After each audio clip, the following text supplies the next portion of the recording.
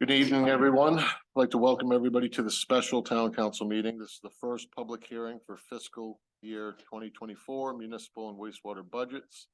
We are in council chambers and we have people via Zoom. Can I have a roll call, please? Are we supposed to wait for Diana or? I can do it from here, but. Let me just pause for a moment, see if clerk is ready. I know she's in the building.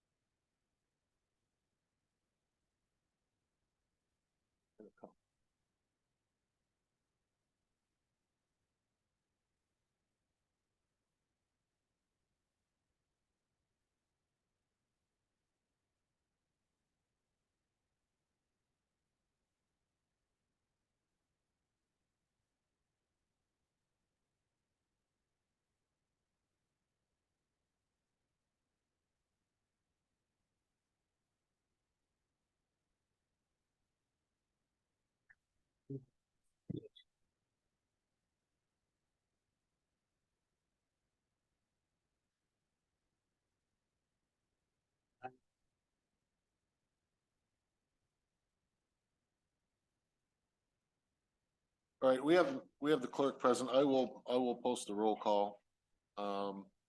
Council Bragdon. Present. Council Madore. Here. Council Danforth. Here. Council Higgins. Here. Council Pelletier. Here. Chair Dumais is here. May I have everybody please remove your covers and stand and recite the Pledge of Allegiance with us, please? Pledge allegiance to the flag of the United States of America and to the republic for which it stands, one nation, under God, indivisible, with liberty and justice. Thank you very much. Mr. Manager, are there any adjustments to the agenda? Thank you. I'd like to welcome Shelley Lane, Superintendent of Schools, to present her FY24 school budget. Thank you. All right. Thank you for having me back. Been here twice and you still invited me a third time, so it seems like we're going in the right direction. So for our FY24 budget, I to do what I've been doing with you folks in the past and kind of set you on what stage we're looking at and then roll into the numbers, if that's all right with you. Okay. So developing a budget is a complex process. It requires a great deal of hypothesizing, such as estimating how many students we will be enrolling during the next year. This process takes place over months and months. This process includes many individuals from many sections of our system. You may already know that the state collects enrollment data a couple of times a year, with the critical data being in the fall. This includes staff, student expenditures, and many other specific things, including credentials like certification levels and years of experience. All of this information is directly related to the 279 report, which is our biggest revenue source.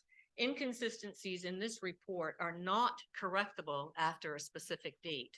So all of that information that we're providing throughout the school year, but specifically in the fall, is of great importance. All of the data we sent to the financial operations team in Augusta, they have a new person there this year. She's a wonderful woman. I've worked with her in the past, but she stepped into a new role. So along with the town assessment and this data that we put in, we're awarded a particular amount of money to help us make an equitable education for all students. So I just want to talk just a second about the difference between equality and equitable. So an equal education for everybody means we give everybody the same tools all the way across the board. But an equitable education means we give people the tools they need. If they need a little more here, a little less here. I don't know if you've ever seen the kind of the graphic of the 3 boxes with kids standing over them and they're looking over the fence. And if the boxes are all the same size, then kids are still, their heads are at different heights. But if you set the box to relation to their height, then the kids' heads are all looking equally over the box. That's the same idea as education. Not every student needs the same thing. Some students need more, some students need less. And it's our responsibility to make a budget that makes an equitable education, not an equal one. So I just wanted to start there. As you know, we have a lot of fixed and unavoidable expenditures of bus, transportation, fuel, electricity, cleaning supplies, and food. The same things that you're seeing at your home and in your businesses are having steady increases with our increases right now. In 2021 was 7% inflation, in 2022 was 6.5%, and as of March of 2023 was 6%. So again, we're experiencing at the school level the same thing that you're experiencing at your home and business level. So we're here tonight to talk about educating our valuable resources, our children, our future. There will be many layers, like peeling back an onion, that we need to consider. I hope I provide you with the information that you need in order to support our people and programs. I have met with you before, and I know that you know I have a to-do list for our system. Things like the strategic plan, capital improvements, strong certification team, Granite moving off the SIPS list, multiple pathways to graduation. I could go on and on, as you know, but we're here to talk about the numbers that all relate to those stories. So for our FY24 budget, we started on December 6th in our school system, working our way through each group of people that have expenditures, whether or not it was the people who are representing us behind us with each level of our school, or for instructional programs, or for caring of our facilities. So we met with all of those people, and then we started with some drafts. So I wanted to just point out a couple of things because our drafts kind of went up and down, kind of like a heart rhythm. On March 14th, our increase was 3.31. On March 22nd, on March 24th, I mean, our budget increase was 4.59 after we finished the negotiations. On March 28th, our budget went down and it was 3.87, and that was after departmental cuts. On March 30th, it went back up to 5.03, and that was after there was a new law, special ed law put in. April 4th, we went up again to 6.09, and that was compounded by the new special ed law. And then all of a sudden we got a new student who fit into that special ed law. So it went up again there. April 6th, we refined line by line and went down to 5.25. By April 7th, for our workshop with our school board, we were down to 4.53.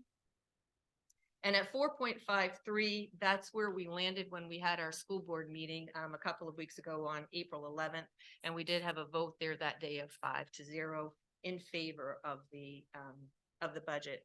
So a couple of the things that I've mentioned to you so far that I think really are important for me to highlight is the special education emergency ruling that came out. It had 3 facets to it.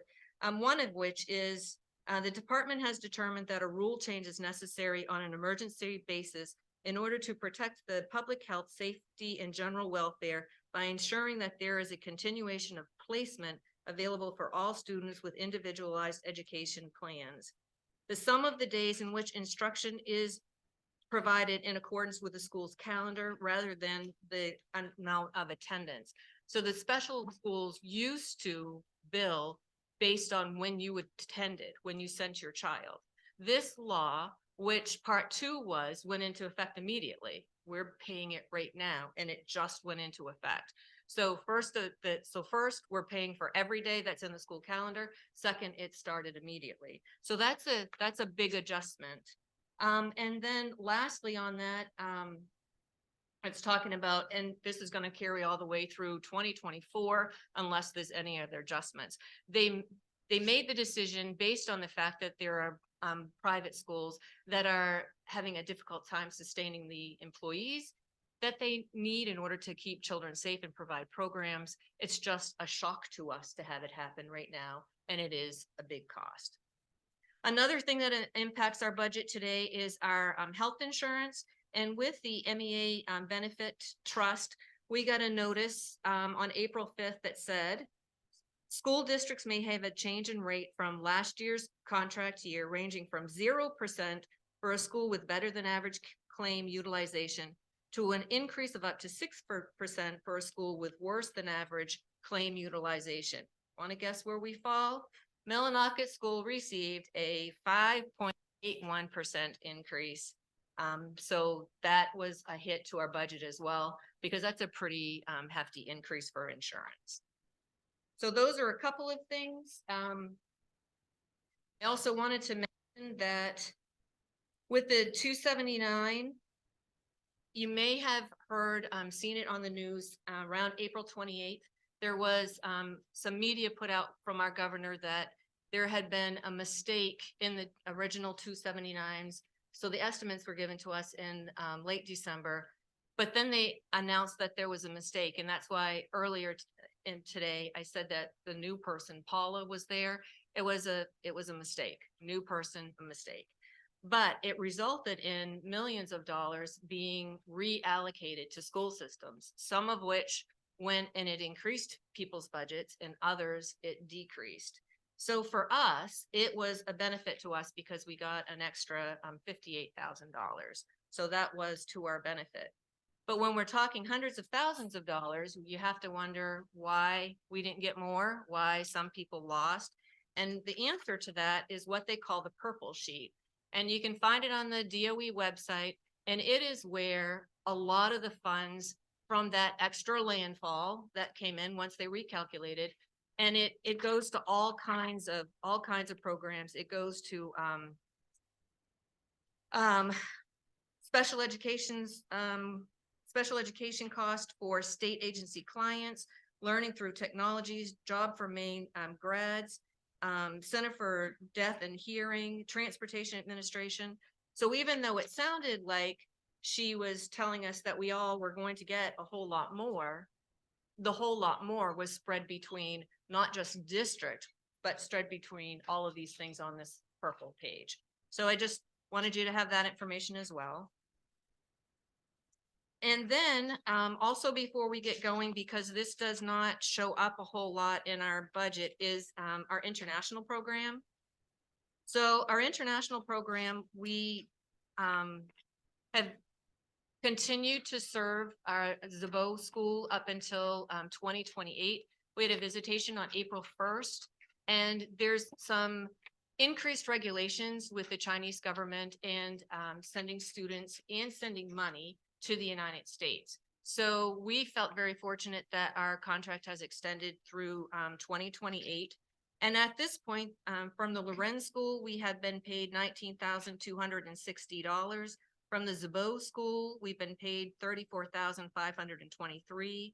And from the Nimbo School, we've been paid $30,512. And we're anticipating another $31,518 that we have not received to date. All of that said, the money that's going out for those programs, we are still in the good for, let's see, we've received 64,000 and we have spent 37,492.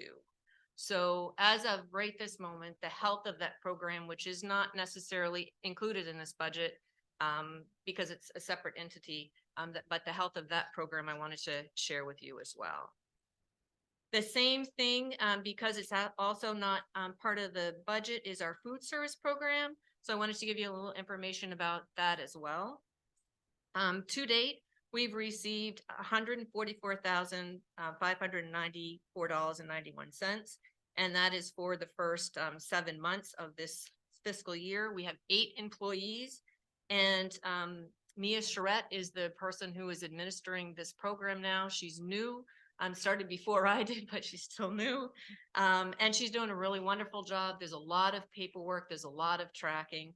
She's got us a couple of small grants as far as to buy carts. She's got us a little bit of supplemental money to buy fresh fruits and vegetables, and a little extra supplemental money to give us like quickly perishables like milks and bread products. So all of those things have helped our the budget part of keeping that program in good health. And as of this moment, that program is still in good health.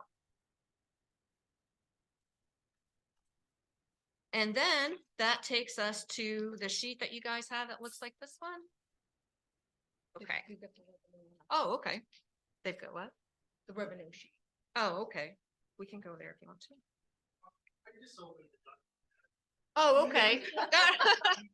Okay. I was just gonna start on the proposed budget section, and does that make sense? So, this is my first year with you folks, and I know that you're used to, if you've been on the board before, you're used to something that looks more like this. So like cosmetically, it looks different, but this document has the same things. We have a new program, ERP Pro, and it doesn't print documents like this anymore. So that's why it just visually looks different. So if you start out on the first of this proposed budget, you can see where we have the actuals for FY21, and then the budget for 22-23. And then if you go over the fourth column, that's the column of today with our FY24. And I guess with that said, I don't know how you want to proceed, because everybody can read. I don't know if you want to flip to the back and talk about the bottom line, or if you have questions that you've come up with. I'm happy to do it either way.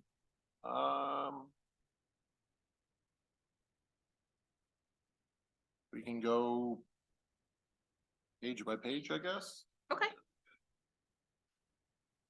Council Pelletier?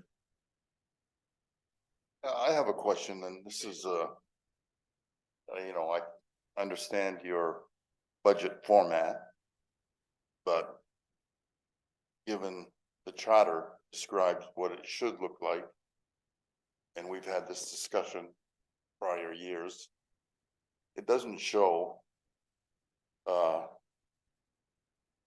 like what ours show. It's an easy enough comparison to make. We don't have a budget variance from budget 23 to 24 on your documents, which, you know, is a worthy note that to know that what's going on there. Mr. Pelletier, if I could interrupt, the last line is that budget variance. But Last line says difference, Yeah. the last column. so that's the difference between the current and the fiscal year 24. Correct. Correct. With the percentage right beside it. And the Okay. Oh, well, thank you. Maybe just the heading, the labeling, the column different. Thank you, Council Pelletier. Yeah, if you want to go right from, I guess, it would be a is these different, are they separated by departments? Yes, by cost Yes, centers. that's the way we do it. If you just want to go department by department, that would be. that'd Okay. be great, yeah. All right, okay. So the first cost center is the superintendent's, and that would be the people in the office, the equipment in the office.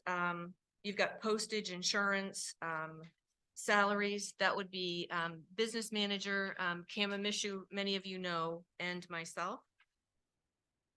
So the first total line there is the total superintendent's office. And if you turn the page, it continues with the total central office.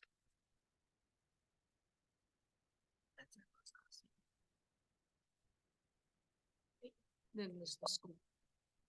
And the school board is also part of that first one, total school system. So in that, if this is confusing, it's superintendent's office, central office, total central office, school board, and that's the first cost center.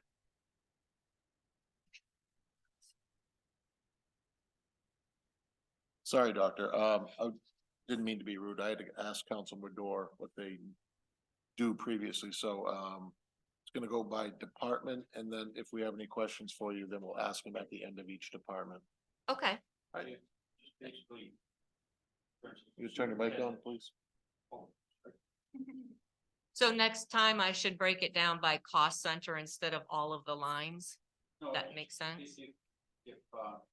If we went with superintendent office, if after you present that line, if the council has any questions over what or may not be a part of that line, any Okay. items on that line, they can ask them then and then move on to the next one. And if Okay. there's no questions, then we simply move on to the next heading. Okay, That make sense? all right, it does, okay. Okay, so superintendent's one is the one that I've already mentioned with business manager, Kama. Okay. Good.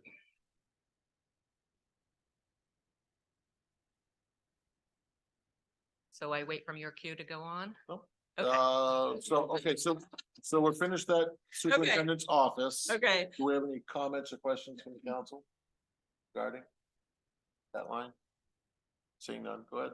okay. The next one is the central business office. And that would be the business manager. Insurance, travel, supplies, dues. Okay. Anything from the council on that department? Seeing none?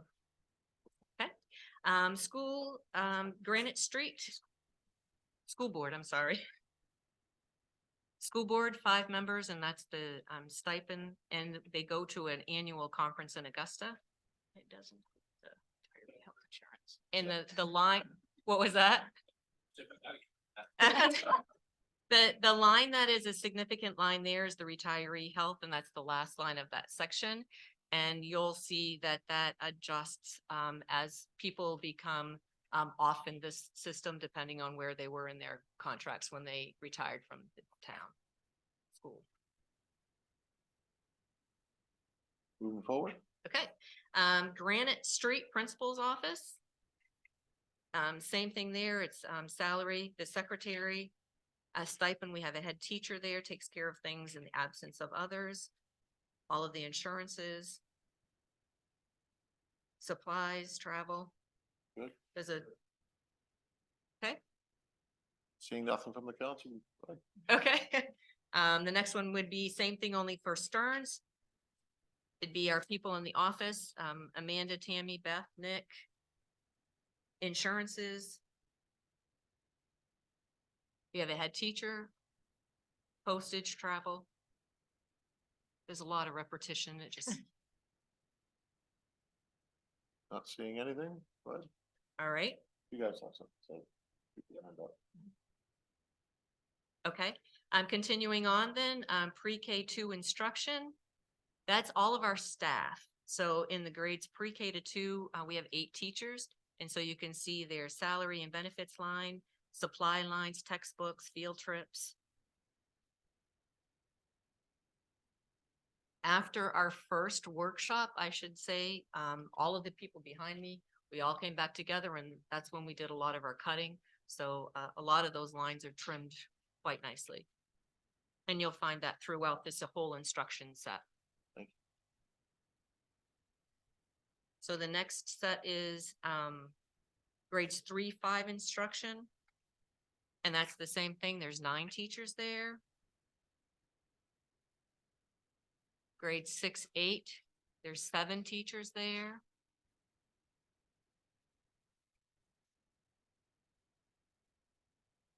Grades 9, 12, there's 13 teachers there. Am I going too fast? No. Okay.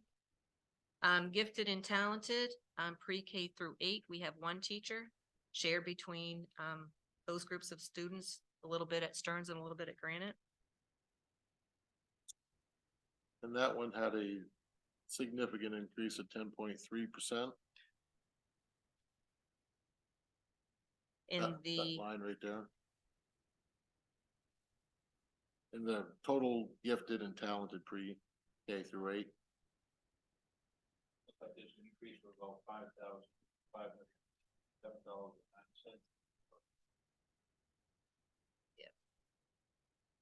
A little bit of that is in salary. And there's a little bit in, teacher reimbursement. She is anticipating taking a class. The way we do that is we ask teachers, do you plan to do any professional development or take a class? That's why that number kind of goes up and down from year to year. Thank you. Yep. Forgive me if Classes I- at the Forgive me if university. I ask the questions on the increases. Oh, no, you should The expect that. decreases, I probably won't ask them. Oh, really? Nope, that makes sense. Okay. You guys good? Okay, gifted and talented, 9 through 12, that's the same thing, same teacher.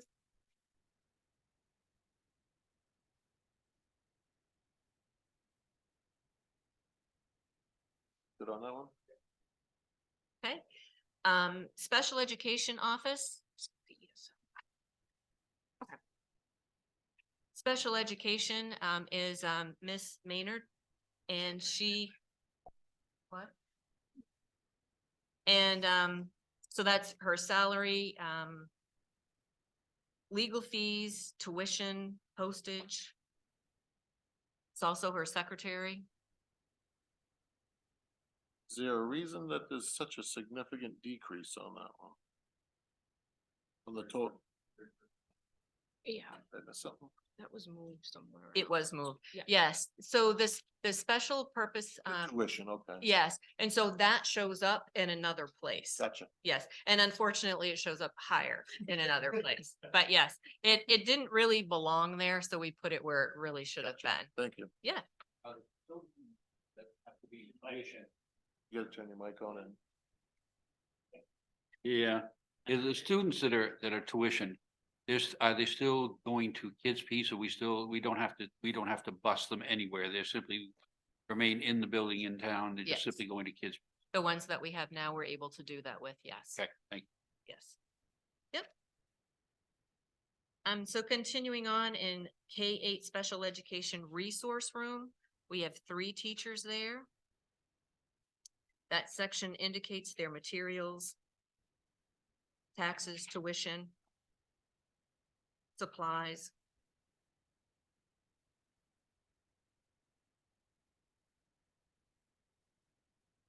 Hey, I think I found it. Yes.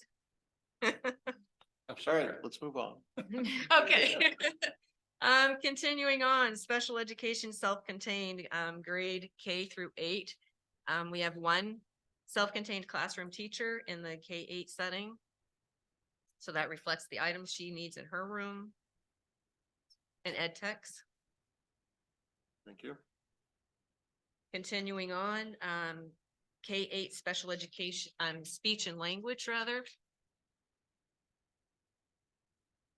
That's not, really a big decrease because we had a hard time finding, a service person for it.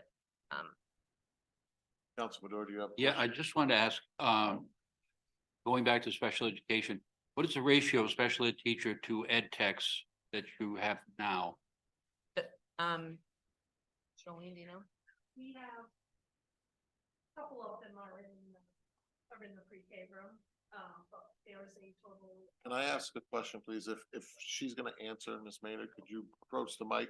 It is being,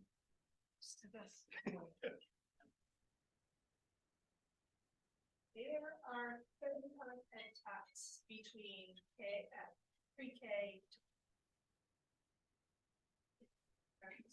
35 ed techs from pre-K to 12, Yes. and does that We answer your have question? special ed students ranging in needs. Oh, 1 for 4. And you have how many special ed teachers? Get the middle school, high school, and we have 3 at the elementary, because my position is not. So approximately 6 ed techs per teacher then. Thank you. If you received this one, and if you don't have it, I brought some more, but there's a chart there that shows you the special ed, numbers. For, back from 2013 to present. So that might help you with that too. That answer your question, Kyle? Always ladies first. always. Council Bador, does that? Yeah, answer your yeah, it does. I just was looking at two things. One, the ratio of ed techs to special ed teachers, and the other was students to special ed teachers and ed techs. So each special ed teacher, if I'm reading this, if I'm doing quick math over, you got about 20 students per teacher. For caseload. caseload. That's right, yes. Okay. It is 20. Right, Thank you. right. Any other questions, councilors? Seeing none, go ahead. Okay. 912, special education self-contained room. We have one teacher. And that's 912, so that's over at the Stearns Building, and she as well has some ed tech support. All the lines there, same as above, represent salaries, benefits, books, supplies.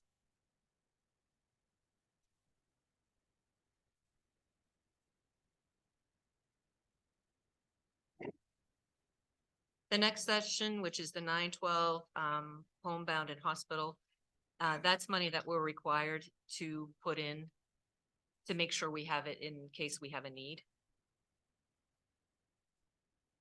And then we're back to speech and language, 912. Those have been very challenging and expensive services.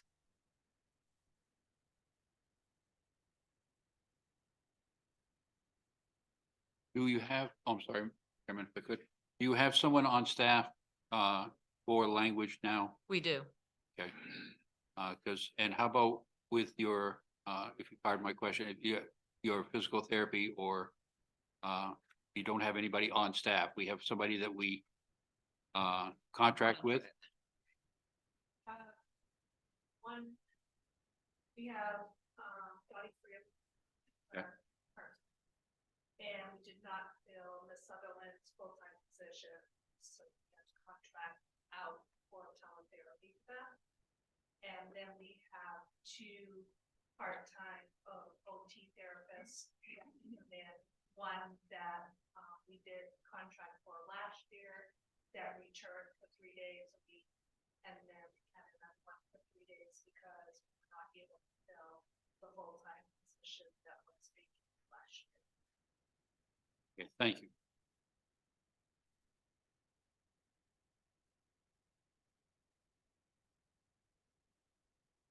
All right. Moving on to K-9 guidance. Teacher at Granite provides services. Same thing at 912 guidance. And if you notice, we have one that we share back and forth. So there's kind of like 1 1/4 in one building and 1 in the other, even though it's separated out with the 2 sections. Health services is our nurse. We have made a little bit of a change in that next year where we're right now, we have a nurse and we have a med tech. And next year we're going to have a nurse and a med tech / ed tech so that we can make better use of her time. So that's a little bit of a deduction here.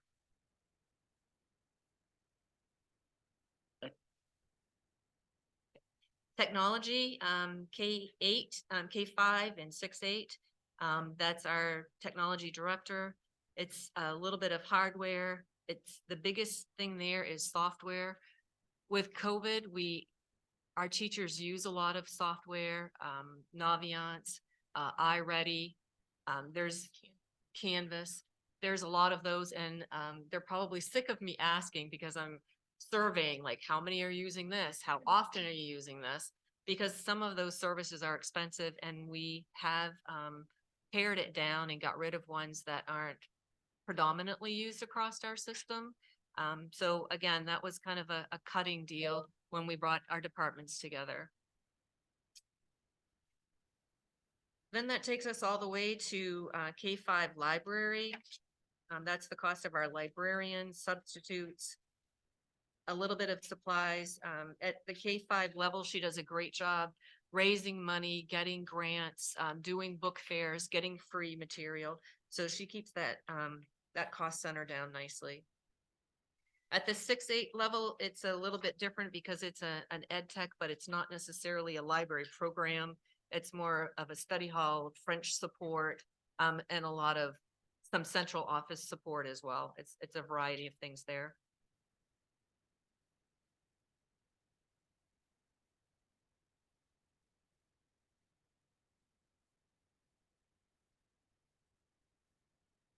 Then we go down to the K-5 co-curricular activities, 6-8 extracurricular activities. Those are all the extra activities that require some type of stipend, maybe material, organized sports. There's a fair amount of transportation, there's uniforms. All of those things come through this entire next section, which are really some of the extra things that entice kids to come to school. It's the performing arts, it's the basketball, it's softball and baseball right now. And all of the things that support those programs are in these next sections.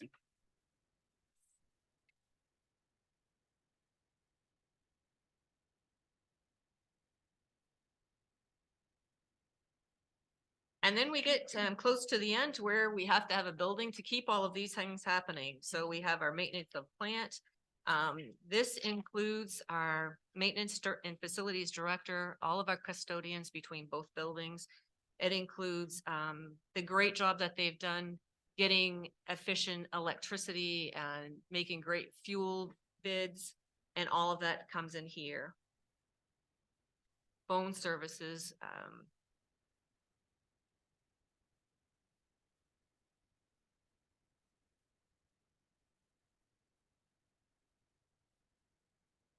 and hold tight, there's only one page left. Okay, keep on going. So that's the end of the facilities part. Then we've got the career and technical debt service, which we're obligated to. We've got the next part is student transportation, and that comes through our bids or the process that we do with Mr. Bragdon. Down towards the end, you can see the school lunch program. We have asked for $5,000 extra to help us with the cost of food primarily. I have a question for you, Doctor. Sure. Back up to the operation of the plant. The electricity line up 150%. Do you anticipate electricity going up that much again? Is that what that's for? Is that built in? This one went up. This one. So I think they just move some around. Yep. If you look at the elementary electricity and you look at the secondary electricity, it looks like that's once again, they just moved the lines to the proper place.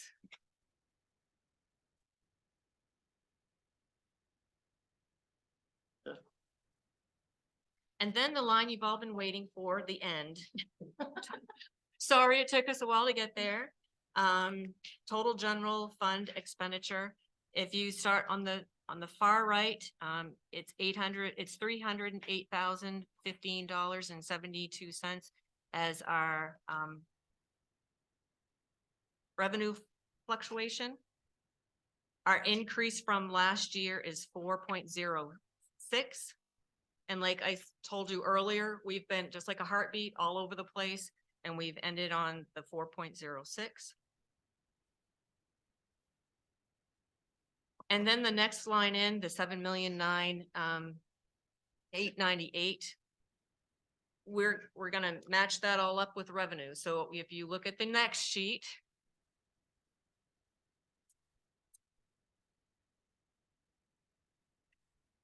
I think that was your first sheet. Yeah. Okay. So this is the page. Yeah. That one. Okay. This is the page which is our funding coming into our school system. So this shows you that the local EPS, what we talked about at the beginning, with the money that was provided by the data that we send in, that's a number that is provided to us. The adult ed, the lunch program, the international money, education in the unorganized territory comes in with tuition, special education, for our elementary and secondary, as well as transportation. The athletic receipts coming from the gates. The rec department money, the building rental, like the part where kids' piece is. So everything you see in that line is all the money that is coming in to help support our programs. Then we have the last sheet, which Tammy's going to talk about, which is going to tie together for you the last sheet and this revenue sheet, and it all Sure. even. Council Medora has an additional question. Yeah, well, I'll wait to hear her tie it all in together. Let's see if Okay. my question gets answered before you, Okay. before I. Wow, that's a first. Mhm. I'm so creative. Speechless, aren't you? Go ahead, Tammy. Yeah, so that's, oh, yeah. So that spreadsheet entitled Town Share of the School Budget, I'm gonna actually start at the bottom. Because that's the easiest way for me to explain it. So, the bottom, you have our budget total, which is the 7,898,255.11. And as you work your way up, you see where those revenues come from. The additional revenues, the 369,300, that comes from the page that Dr. Lane just went over, the unorganized territory tuition, the building rental, the international program, athletic receipts, those numbers. The number above that, the 3,809,962.77, that is our state subsidy. That's the number from our ED 279 that the state is going to pay us. The number above that is the local revenue. So that is the cost to the town, the 3,718,992.34. Then if you go up the page, you can see that our carry forward balance that we're using is 515,966.62. Carryover money from the audit that was performed. The difference line that I'm not sure why I didn't create the spreadsheet, so I'm not sure that's why that's where it is. But that 338,881.79, that basically is the difference that we are asking in the additional local appropriation from last year. So then you move up to total local appropriation, 3,203,025.72. That includes all of those numbers above it. The school lunch appropriation, the adult ed, the additional appropriation, the debt service, and the EPS number that comes from our ED 279. So I'm not sure if you have questions, ask them. I told Dr. Lane, it's like, I understand all these figures, but I have a hard time trying to explain them and I haven't done it for a long time, so. If I could add just one thing too, with the 515,000 with the carry forward, and just so you know, our FY22 audit has been completed for a little bit now, and our actual carry forward from last year was $611,000, 151. So there is a difference of $95,000, 95,184, which we are leaving for unanticipated or capital improvement. So just if you've heard the number. What do you anticipate for capital improvement, and why wouldn't that be added into the carry forward? You mean like what type of project? Right. Granite Street we need roofing and siding desperately. Council Medora, can I ask you a question? Yeah, kind of all over the map on this. All right, so. Your carry forward that you're going to use from your undesignated fund balance or your reserve account would be 515,966.62. Correct. That comes out of what was basically carried forward of 611,151. Correct. Okay. Um. I'm seeing, I don't know, but I'm seeing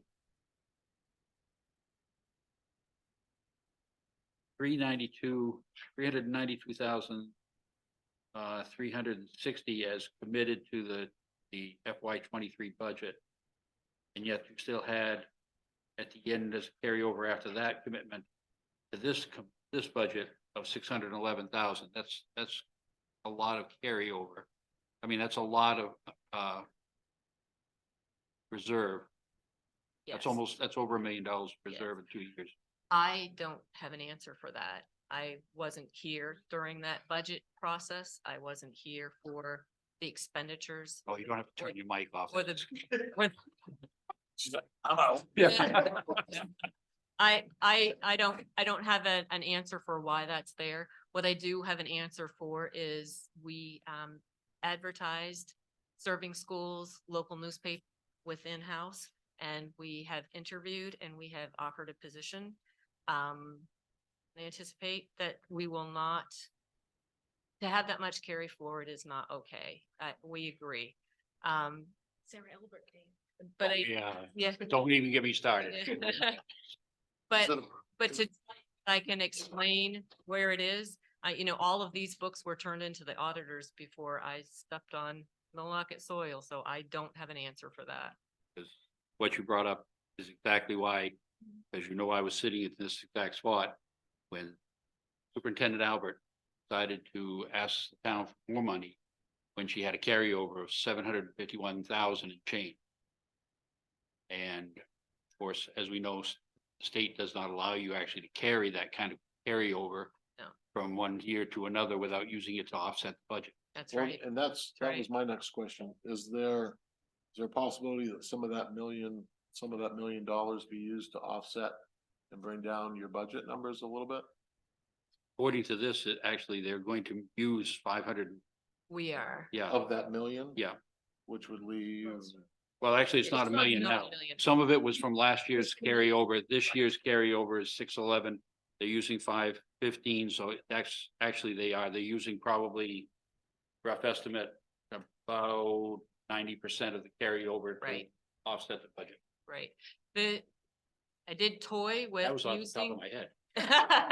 I did toy with using more, but that puts us in a precarious position because we can't attest to absolutely everything before us. And then we still have months ahead of us. So it seems like we needed some type of safety net. are you on track for the rest of this calendar school year to be pretty close to flat on your budget, or do you anticipate more funds being left over? I think we're gonna have a little left over, but we're not looking When too you say bad. little, does that mean like Yeah, tens of thousands or? right, tens, Tens. not hundreds, yes, yes. I mean, but at this point, that's kind of a tough call because we've been giving out, like, this is where we are for this part of the year and we're kind of running pretty good together. We've got that slide at the end where we'll be paying out. What I do know is this won't happen next year because I'll have the whole year here. So I do know that. Any other council questions or comments? Anything from you? Any other information that you'd like to provide to us? I always have stuff to say. You know by now, right? No, I think we've covered it. I just really wanted you to make sure that you knew what we were asking you to pay for, programs and people, not just facilities and whatnot. I'm happy to answer any question that you'd have. Thank you. Do we have, at this time is when we will share our council recommendations to you and your staff. We can't override. No. Mike, Mike. Oh, I know, I might. Turn it off. So anyway.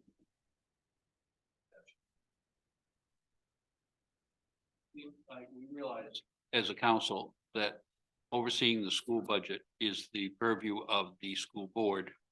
And we make suggestions only as an afterthought to consider if you were, before the final budget is passed. So if you don't mind, if there is any, then we can do it now, Okay. and I haven't been. Council Higgins. If none, Council Danforth, none, Council Bragdon. I don't have any recommendations, but I appreciate this coming out on time this year and how thorough you have been.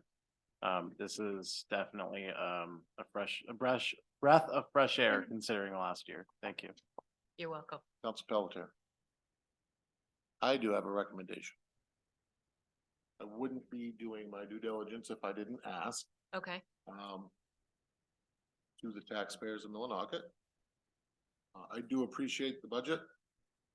It seems like you've done well. I would ask for a 3% cut on the total of the budget. It's an ask. You don't have to. It's up to you, but that's where my vote would lie. Other than that, I think it looks pretty good. I understand the increases. I understand the inflation that we're under. Right. I understand all that. I understand that you're up against things that you cannot control. Right. So as a counselor for the town of Millinocket, I would ask that you cut 3% off the total budget. Okay. Everybody else seems fine. Okay. Actually, if I Out the could, door. I remember the question. I wanted to ask. You just turned it back. Okay, I just remembered something I wanted to ask. It seems that in Augusta now, there's going to be a push to raise the minimum first year's teaching salary to $50,000 a year. Great. How, if that passes, do you see yourself, staff-wise, do you see yourself looking for a lot of new first-year staff members, perhaps in the next calendar year, that may get a direct effect from this? I don't even know that that's possible because we have a teacher shortage. You know, we didn't fill a couple positions this year. I have a lot of colleagues that I go to the Penquist superintendent's meeting once a month in Bangor.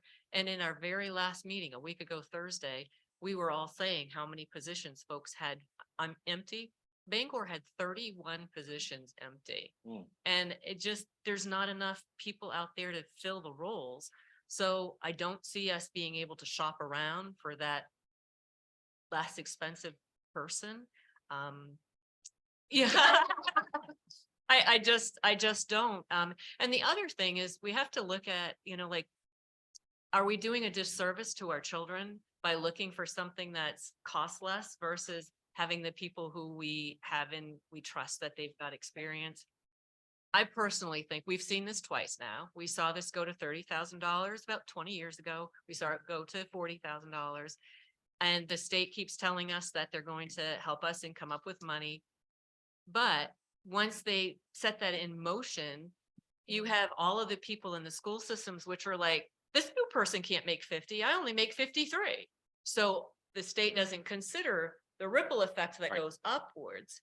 And I think if they're going to go to 50,000, they're going to have to consider that this time, because all of our small schools and our large schools can't afford to do that. So you got me. So I'm going to say one more thing, and I said I was done, but I hadn't said it. And I had done some reading, getting ready for some of this. And you know, when the state of Maine put in the 55%, you know, we want to pay 55% of all public education. And it hadn't been done for a long time. And then all of a sudden it's been done a couple of years, a couple of rotations for budgets. But do you know the date that went in place? It went in place in 2008, 2006 to 2008. So look at how inflation has changed. So the 55% that we're getting now doesn't even cover the expenses that they anticipated it would cover at the time. So are we appreciative? Absolutely. But does it really do what they intended? Not so much. And I think it's just a slow ride getting caught up to that. So if they give the $50,000 salaries out there, I think you're gonna have a lot of districts, large and small, really having some issues filling slots for people. And the only reason I ask it is because we're looking at a budget this year with a budgetary increase of almost $400,000. And that's without any salary increase necessarily for, especially in this case. And people don't realize that if you go ahead and offer a $50,000 salary, you also have to take the benefits and everything else into account. So that That's right. $50,000 person now becomes over $100,000. That is exactly right. So I have a problem with it when they do that. They mandate it. I don't begrudge anybody for making a decent salary, doing the job that they do, having those teachers been underpaid for so many years. But municipalities like us cannot afford. I've always said, and I will reiterate this, I don't believe that our kids get the best education that money can buy. I think they get the best education that we can We afford. can afford, yeah. And I see that built into this budget, so thank you. Thank you, Yeah. Council Madore. Council Bragdon. After hearing your comment about Bangor, what kind of situation are we in with staffing? We're not too bad. We have a special ed, an OT or a PT, but we did well this year. I started in October and I think we hired 5 or 6 ed techs through October, November. Good quality people either returning to the workforce or having retired from one field and decided they wanted to get back into work. We've struggled a little bit with service. But food service is not a very high paying position. So you come in and you work hard, you peel potatoes, you bag sandwiches, and you really don't you could go to McDonald's and make more. So we do struggle with those positions. Perfect. But in general, I would say we're really well staffed with a lot of quality people. That's great to hear. Thank you. Yeah. Council Higgins. Thank you, Mr. Chair. Dr. Lane, I just got a question. How many total teachers do you have? I don't know. I broke them all down. Without going back and counting them all out. Yeah, does anybody know? There's 23 it starts. So 23 includes. They're about 40. They're about 40, pre-K through 12. Thank you, Kama. I didn't hear. Uh-oh. About We should 40. Pull the video. 40. Yeah, Kama worked in the central office. Okay, thank you. How many ed techs total? 35. 35. Pipeline tax are. I have 9. Yep. And that. 9. But they're paid out of type. Right. Okay, thank you. All right, if there's no other council comment or questions, I'd like to thank you for coming. It was an excellent presentation. Thank you to you and your staff for being patient with us. We're going to move on to the public hearing section of this meeting tonight. You're welcome to stay if you want. Well, thank you for listening to me. I get excited to share our story, so I appreciate you listening. Thank you. 15-minute recess. We'll return in 6:45.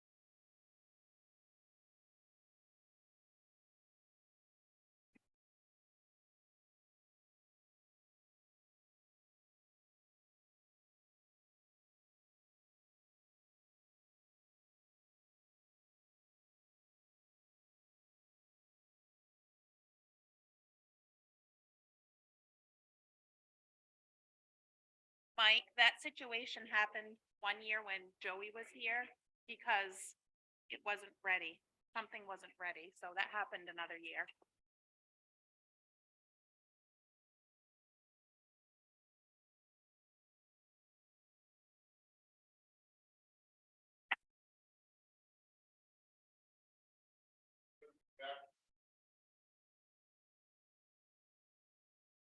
Welcome everybody back to the special meeting. This is the first public hearing. We're coming back from a brief recess, fiscal year 2024 municipal and wastewater budget. We are going to the first public hearing, order number 71-2023. Council Madore, would you please read? Thank you, Mr. Chairman. Order number 71-2023, providing for public hearing. It is ordered the Millinocket Town Council into a public hearing for discussion of the FY 2024 municipal and wastewater budget. Second. Motion made by Council Madore, seconded by Council Bragdon. All those in favor? It is a 6-0 unanimous. Mr. Manager, may proceed. Thank you, Mr. Chairman. Going to ask Councilor Bragdon to share the municipal budget summary. His folder, it is titled 0. What I'd like to do is go over the original budget summary from workshop 1. Follow it up with an updated summary which highlights the totals that were adjusted after our most recent workshop. And then I'll identify each change that was suggested and made to the FY24 budget at that point before jumping into the departments. Once we jump into the departments and the expenses, I will, very similarly to Dr. Lane, we will go department highlight total and questions or no questions. All right. The original budget summary had a total increase in spending year over year of $156,888. The increase in revenues expected year over year was $420,301. With a decrease in the overlay, it presented a total overall decrease to the tax raise of a little over $300,000. And then further down, as we went through in previous workshops, it breaks out the individual lines where we had increased or decreased, and then outlines how we use the revenue underneath. So, Councilor Bragdon, if you could switch to the updated budget summary, that would be document 1.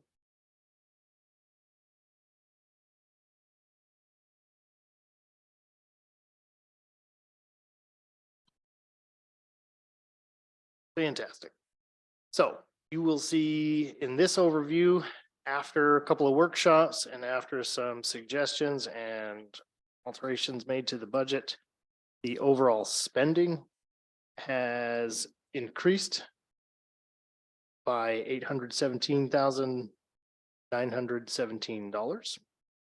The revenues being used in the budget have also increased to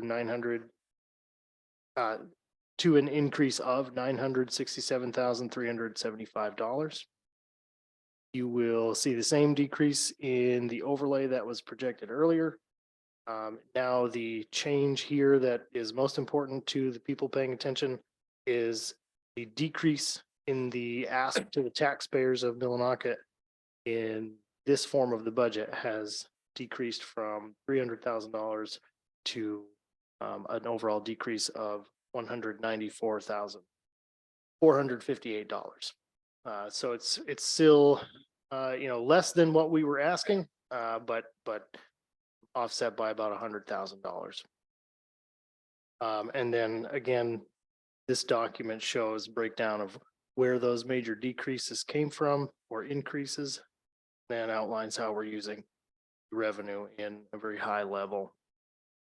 The main state revenue sharing and and the unassigned fund balance, as well as some additional grant funding that's coming in over this next year. So we'll go to the, does anybody have any questions so far? So we will move over to the FY24 budget changes.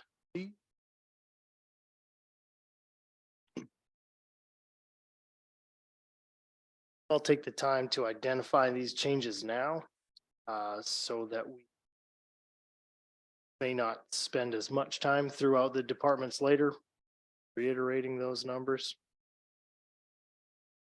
You'll see at the top of this report in the revenues, we have added representation of grant funding that will go towards the heat pump installations happening in the municipally owned buildings. That is coming from the Community Resiliency Partnership that we are a member of. That is the program that we apply for $50,000 twice a year. So more to come on that. And then we have several lines representing grant funding coming in to offset the municipal building elevator modernization. And then representation of funding for the culvert replacement that is scheduled to happen in the future. That shows grant funding and the additional identified funds from the unassigned fund balance now in a designated fund balance to finish off the increase in cost for that project. So the total difference in changes in revenue there are $547,000. And the total for revised revenue budget is just over 5.8 million. If we go to the individual changes in the expense category, these were all discussed and suggestions made by counselors or that stemmed from discussion during the workshops. So we have on page 6 under the code enforcement, we have that adjustment being made to the benefits line that was discussed. Page 13 under the fringe benefits and related lines there have some adjustments being made. Page 15 under public works, roads and paving. There was the adjustment to increase by 110,000 to a total of 410 for fiscal year 24, as well as an increase to the cost for cold patch for filling in all those wonderful potholes we find popping up from time to time. We, on page 17, at the direction of the council, had decreased library funding line by $25,000. Page 18, public health and welfare. There was discussion about an increase in that line of $1,000. And then is also an increase of $615. There was discussion about a stronger, more durable, wind resistant, big, beautiful American flag to replace the one that's out there. We were able to find one that I think it withstands 50-mile-an-hour winds. I believe it's 12 by 18. So it'll be a nice replacement. Total cost on that's just $650. Page 19, increase to the cemetery spending for grub control and fertilizer. Very much needed service for the cemetery, keep it nice. And see, we have page 20 that is increased to some payroll related items for the rec department. Page 22, we made the increase that was actually a suggestion of mine from an oversight earlier in the process, brought that back up to $10,000. That's for the events committee for all the great programming they are producing for our community. Capital budget alterations, we have increase of 35,000. That's going to take care of a couple of rec department related things. I believe the pavement of the basketball court by the high school was in that, and a couple of others if I to go back to the notes. And then we had a decrease there of $16,000 where we're suggesting, and I'll be bringing that to an upcoming council meeting. School, the pool skylights being replaced through our ARPA funding. You'll see the spending side of the culvert replacement funding that we spoke about just a moment ago. And then the spending of the grant funds related to the heat pumps and the elevator modernization. The one variable that we had discussed was mustering out of our coming retiree come July. We are unsure of the total of that now, but that will be a one-time hit. And if we add that all together, it makes total budget increase of $663,000, $660,068. Total revised expense budget of $8,124,789. Any questions on those specific changes? Fantastic. Mr. Manager, Yes.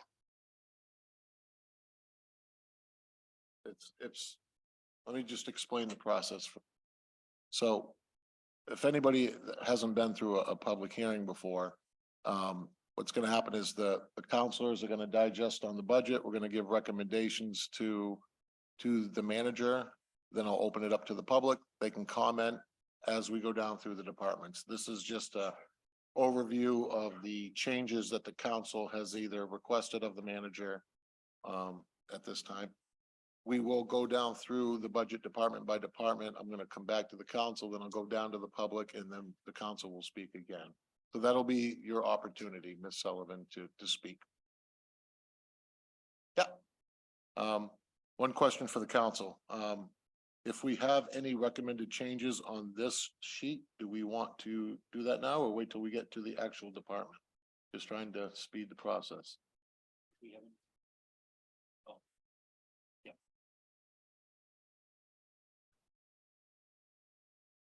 If we have any changes, we can, that out of the items that have already been addressed, we can probably change them now and save to expediency.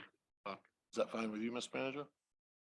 Is that your discretion? So out of the expenses that we see out of lines, page 6, page 13, 15, 17, you see them there. Is there anything that a counselor would like to recommend or change? Council Bragdon. Thank you, Mr. Chairman. I recommend that we change the library line from $100,000 back to $125,000. Does that sit with the council? Yes, yes, Yes. yes, yes. Down to the public. Anybody would like to speak on the library from 100,000 to 125,000?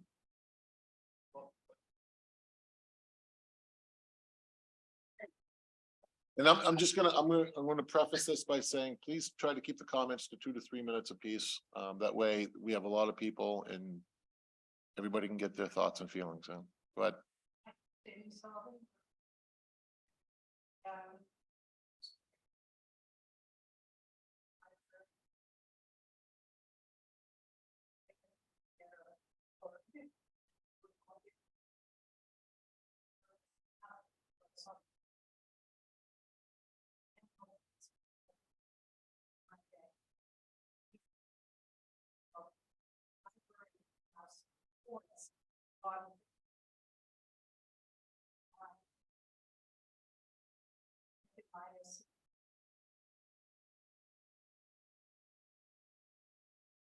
thank you. And I just want to address the comment for the rest of the public that doesn't know what happened in the last workshop or hasn't read the papers. Even though there was a word, the word did not have an order to it, which we could not honor on that word. So hopefully those processes will be better attended to in the future. Anybody else from the public like to speak on the library?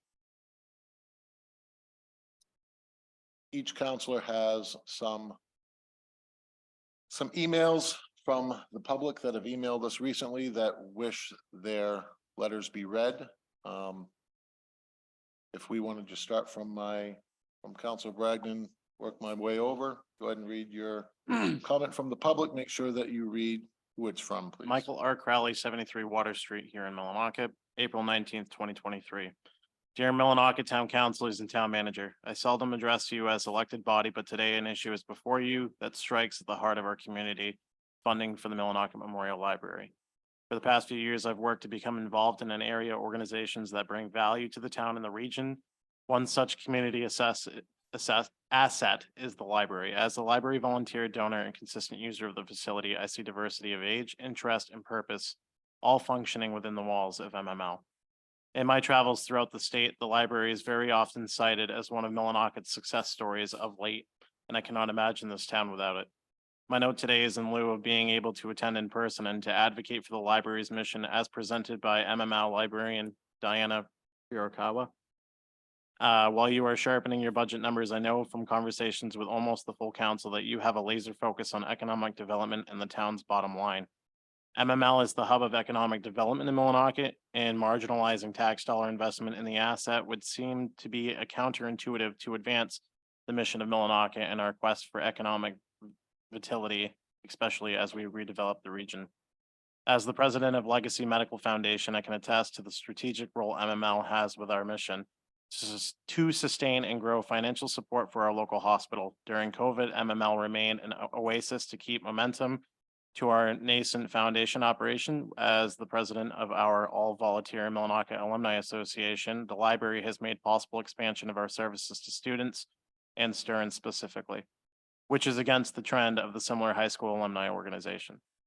The library has become synonymous with the efforts to sustain alumni returning to town for relocation opportunities, visiting the changing landscapes of outdoor recreation, and to grow financial support for student scholarship and funding for all areas of the Millinocket School Department. MML does not operate in a silo, rather MML impacts crosses many sectors of the region, including and is one of few economic development initiatives regaled for success to reinvent itself in the image of changing community. Funding the library is an investment. Over the past year and a half, I've joined the ranks of the Friends of the MML as an officer. I strongly believe in giving back whenever is possible. I am more than comfortable with my tax dollar funding this exciting encumberator of ideas and revisioning our community. Today, I've seen the same data and information shared with you as counselors, MML statistics, financials, and return on investment. Impressive is an understatement. While I'm a user of the library for volunteer work purposes, I've never identified myself as a library follower. Clearly, I am at this library. Council Madore? I'm not done. Page 2. There's 2 pages. Page 2. Part 2. To recap my reason for sending this letter, the library is essential. Much like police and fire, the library is an essential social infrastructure that makes our community stronger and that it helps prevent crises by connecting people with resources with a stopgap direct assistance with heating, fuel, and other essentials. In addition, the library is well positioned to be a responsive and flexible partner during crisis like the cold snap this winter when they were open from 8 a.m. to 9 p.m. to keep the community members safe. The library is a force of economic and community development. As a former elected councilor in a neighboring community, I know firsthand the need to fund economic development as it being built versus waiting for outcomes. In a community with so many wants and needs, MML is a testament to community action and to fund its reimagination and to help with sustain MML with a plethora of fundraising events. I cannot imagine this community without having had a resurgence of MML several years ago. The library is Millinocket's town square, helping to incumbent ideas like the gear library, the farmer's market, even pickleball. Things that make this a more livable place that people want to move to. And these investments are essential to the economic revitalization we all seek. If you want first-person testimonials to underscore my experience in these highlights, I'm very willing to meet one-on-one with you or as a body if more helpful. Please consider the risk of underfunding the one successful economic engine you are currently claiming credit for helping build during some of the darkest days for our community's history. MML is a beacon that promises returning residents and new residents the priority of this council and this community, and it's working. Thank you for your consideration of funding MML. Sincerely yours, Michael R. Crowley. If I may ask, any emails that are read as public comment, if they be submitted to me so I can include them into the minutes, please. Absolutely. Thank you. Council Madore? Thank you, Mr. Chairman. This email comes from Kevin Gregory, 33 Colony Place, Millinocket, Maine, and it was sent on April 20th, 2023. I want to share my support for increased town funding for the library. The library provides so much more to the community than just books. It connects people to resources that improves their lives. Through my role as a workforce development specialist at EMDC, I think a lot about today's learners, job seekers, and workers' needs. They need internet access to computers, and a place to meet, all of which the library provides. In addition, the library offers regular programs and workshops that help people develop their computer skills, improve their resumes, and interviewing skills. I work closely with the library because they have hosted several teen interns through Eastern Maine Development Corporation's Youth Workforce Program. The library has provided excellent first job experience to these teens that have helped them learn customer service and technology skills and gain confidence along the way. But on a deeper level, the library is providing a space where youth can feel safe. Whether or not they are interns, as a parent and as a school board member, I think it's important to support the spaces that do just that. Would you please relay this email to the council during budget session? Thank you, Kevin Gregory. Thank you, Council Madore. Council Danforth? Thank you, Mr. Chairman. So this email is from Carl Leathers. He does say, for full disclosure, I'm on the library board of directors, but I'm sending this in my capacity of work that was started in my role as a teacher. Dear counselors, 2 years ago, I brought a group of 8th graders to a town council meeting so they could present the idea of creating a youth center in Millinocket. The council at the time showed support for that project and understood the need for more youth programming in order to encourage the kids to be active participants in the community and to make healthy choices. According to our most recent Maine Integrated Youth Health Survey results, only 47% of middle school students in Millinocket believe that the community cares about them. That's 8% below the state average. 54% of the high school students believe that the community cares, but that's an 11% drop from the previous survey. To be clear, the percentages of students who feel cared about at school are in the 70s and 80s. It's once they leave the school building that there's an obvious problem, which could easily lead to those kids traveling down a dangerous path. Those students who presented to the council are now in the 10th grade and have continued to work towards the goal of creating a community center in between entering the workforce and participating in sports and performing arts. As they've gotten older, they've been able to reflect on the resources the town already offers and adjust their original plan. What many of them realize this year is that the library is already a space that could provide most of the activities they wanted. By increasing the town's financial support, the library can be a community center that Millinocket needs. Instead of spending hundreds of thousands, if not millions of taxpayer dollars to build a new center, not to mention finding and paying people to staff it, we could utilize the beautiful, newly renovated building that already exists. This also means being able to get new programs up and running this year instead of 2 or 3 years into the future. In fact, the library recently surveyed the entire middle and high school and could move forward with the needs of those age groups. I know you've been presented lots of data about the town's return on investment for what it currently gives to the library. I would also urge counselors to think about how this affects the future of Millinocket. A couple of months ago, there was a sale of a foreclosed property in Millinocket where the council recognized the importance of bringing more families to live in town. More families means more support for local businesses, more kids in our school system, and more workers for the new industries coming to the area. One of the things that families will be looking for when they are deciding to move here is quality of life services. Additional funding for the library is easily the biggest bang for your buck. With increased funding, the library will be able to expand the number of programs they provide for people of all ages, free of charge, even outside the current library hours. Lastly, I'd like to say that Diana and her staff at the library have done incredible work over the last couple of years, bringing lots of positive press to the area. I know nobody here disagrees with that, but it's worth taking the time to publicly recognize that work.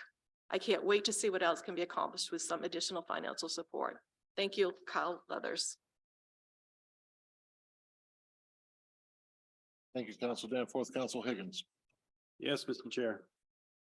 This email is from Tyler Zoolander. It was sent on 20th of April, 2023. Subject is MML is a cornerstone of our community, and he lives at 87 Highland Ave. Good afternoon. I'm writing to you to show support of the Millinocket Memorial Library and the abundance of services it provides to our town and community. My name is Tyler Zoolander, and I live at 87 Highland Avenue. Oh, sorry, Taylor Zoolander, and I live at 87 Highland Avenue. The library is more than just a place to get books. It is also a place where young people gather to enrich their lives, and a safe place where they can be themselves. On any given day, you will find teenagers volunteering there, doing anything from keeping the paths outside clear to helping even younger people find the love for literacy or computer science or outdoor recreation. Not only that, but I know that of many young people who spend time in the library because that is where they know they are respected and loved. Yes, the library circulates books, but it also provides opportunities for our young people to do more than they would normally. Just the other day, high school students borrowed bikes from the Gear Hub and went for a ride on the Mishu Trail. Access to outdoor gear is limited because of how expensive it can get. The Gear Hub tears down the financial barrier that is also associated with outdoor recreation. The library is so much more than just a place to get books. It allows our young people to learn and do more than Millinocket alone can offer them. Please continue to support our library and by the extension, the kids of our community. Thank you, Tyler Zoolander. Thank you, Council Higgins. Pelletier. Thank you. This letter is from Michelle McGinnis, April 20th, 23. Manager, IP. Please share the following at tonight's meeting. If someone asks me what is the first thing they need to provide in a community, I would say a place where resources and networking are always a top priority. I would also say a place for longtime citizens to be reminded they are supported and not alone. Not only a place for local adults and kids to go learn and grow, but a place for newcomers to get acquainted with what's available in the community. For Millinocket, this place is the library. The Millinocket Memorial Library is much more than a library. I have witnessed firsthand the enormous resource it has been as of the recent years. It fills a void I didn't know existed, a place that opens doors and connects dots. Place where people meet to discuss employment possibilities, housing, childcare, even a hot meal. It is a central location for all things community. Simply put, the library serves as a community anchor for all ages. Additionally, organizations, volunteers, and collaborative programs continue to be supported by the library time and time again. The library's function may be different from past, but so are the people's needs. In a time where people need people more than ever, I say thank God for the library of today. Respectfully, Michelle McGinnis. Another is from Anna Hager-Loom. Dear Peter, thank you for all your hard work as town manager. I want to put in a word of support for the Millinocket Memorial Library budget, both as a parent and as someone who works with youth in town. The role of the library is far more than that of a book lending resource. As a teacher, I have witnessed the value of the library as both a hub of programming and an inviting positive space for teens to spend time. Literally, every time I visit the library, I run into students who feel a sense of belonging and appreciate the opportunity to spend time together in a safe, productive environment. The combination of programming and open space that the library offers teens benefits them enormously. Some of my students who started out just visiting the library have found employment and volunteer opportunities there as well, gaining valuable experience that will benefit them well into the future and helping them develop into community-minded individuals. As a parent, I can speak to the importance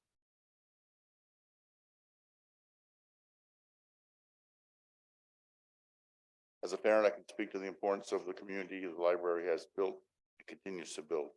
Taking our children to the library has been immensely valuable in helping them develop sense of shared space, community, and more. Some of our best parent connections have been sparked in the children's room, story time, etc. I encourage the town to fully fund the library. It is hard to imagine a more valuable community hub. Thank you, Anna Loom, which remain Ave, Millinocket. Finally, a Chelsea Garrett. Hi, Peter. I am writing this email to show my support for our town's library to be read during the budget hearing today. I'm a parent of a young child and my family moved to Millinocket last summer. I now work part-time for the high school and part-time as a stay-at-home mom. The library has been central part of my experience here in Millinocket. Starting back in 2015, when I worked and lived in Baxter State Park, I didn't have housing with electricity or Wi-Fi. I would use the library's Wi-Fi in quiet spaces when it was open. Video chat with family when I was missing them, stay connected to the rest of the world. The programs and facilities the library currently has gone far beyond just providing Wi-Fi, although I'm sure that it's still important for many.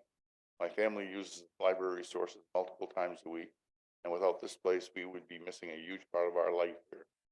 Below are ways that the library has enriched my time in Millinocket in just the past 8 months.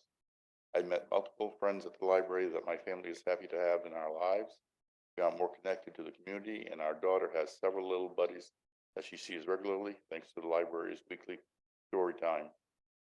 The library is part of my daughter's core understanding of the world.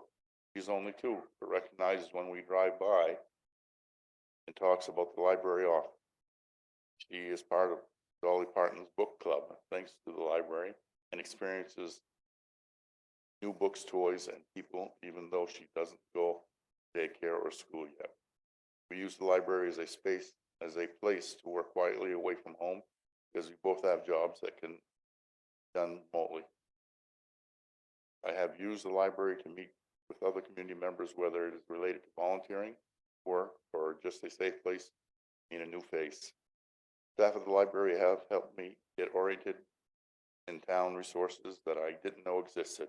They are friendly faces, ready to help, and made me feel extremely welcome as a new person in town. Now they know me and my daughter and greet us when we come in. The library is a place to host events for free, to learn new skills. I've learned a lot about gardening and admired flower beds out front. I plan hopefully to have flower beds like that around my house this summer. When the weather is warm, I enjoy riding my bike around town with my daughter, and we always make a library stop. It is one of the few businesses in town that is open year-round, has longer hours, so we can rely on stopping by. In my opinion, MML is not just a place to check out a book. Every time I go to the library, there are people using computers, reading books, asking staff for help or advice, kids playing in the children's area, and more. I know that the library is a safe haven for some, keeping them out of harmful home environments and giving them safe people to be around. This is especially true for kids who go after school and during breaks. The library is busy and essential part of the community. Please take my family's perspective and experiences with the library into consideration when making decisions regarding budgets. The library is a top priority list as a place to continue receiving support from our town. Thank you, Chelsea Garrett, 280 Morgan Lane. Thank you, Council Pelletier. We are still down in the public. Does anybody have any comments from the public for or against? Seeing none via Zoom? See anything? All right. So, Mr. Manager, you have the majority of the council that have given you direction to increase that line by $25,000. Thank you, Mr. Chairman. We will make that adjustment. Going down on this budget report changes page, does anybody see any other adjustments that they would like to see? Council Pelletier.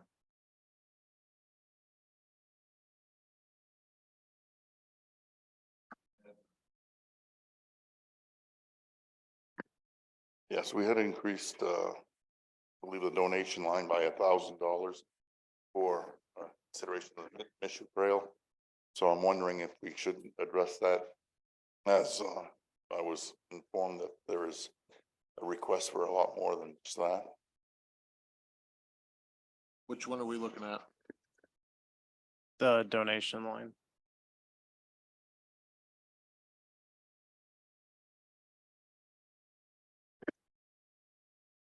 I don't see that adjustment on this. page. He's referring to line 38, page 18, public health and welfare donation.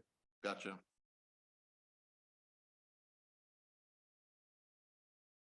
So FY13 was 1,000, we raised it to 5,000. Right. For a total of 6,000. Are you wanting another adjustment? Well, I'm curious, the town manager mentioned that there was a message regarding an ask for more than that kind of money. Mr. Manager? There was an initial ask for, I believe it was 1,600. Familiar with some other grant funding applications that had gone in to support that, as well as some community fundraising and support from local businesses. I've not had communication in the past week or so to find out where those totals lie. The original ask was for $1,600. Can you refresh our memories on what that ask was for? I believe it was for a mower, Oh, yes. gas, Trails. different supplies. Yeah, for the Bobby's Gardens along the Miss Trail. Council discussion on that? I believe I have the email from her. I don't know if you want me to get it and read it. I'm Mr. familiar with. Mr. Chairman, I know what, the manager's talking about, and actually, Thrive Penobscot, we put in a grant application waiting to hear from AARP Challenge Grant, to help fund, some of those requests from Bobby. It was, the grant was around $2,500 and some of it was for the mower and some other things. I think it'll be another month or so before we know if that was a successful grant application, but, yeah, as you indicated, there are some different entities trying to work to help her meet her needs there at this time. If I may, my intention was to hear where these other contributions ended up and possibly offer to fill whatever gap is left, and then make a suggestion for continued future funding. Thank you.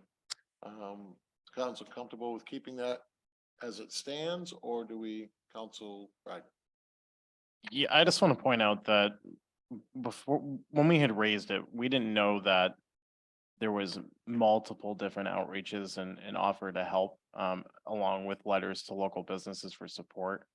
I think with all the help they're receiving, I don't know if this is completely necessary, but that's personally how I feel.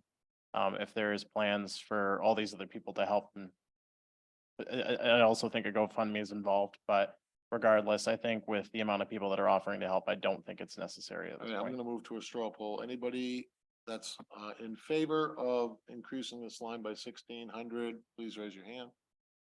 Anybody opposed? You have your direction to keep it the same.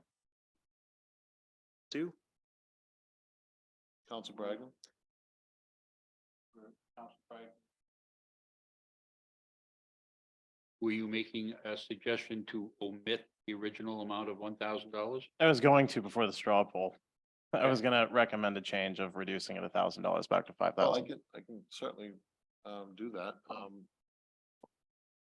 Anybody favor the reduction?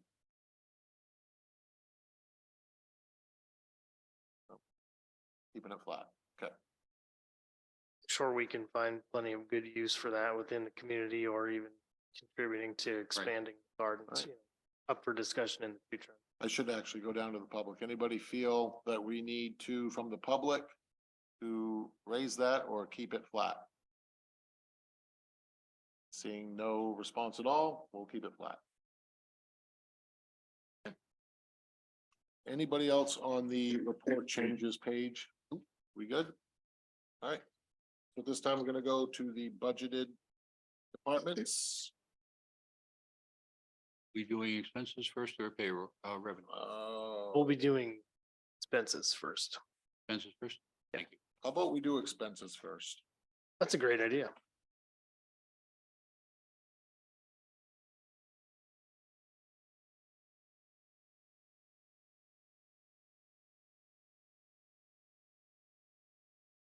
Alrighty.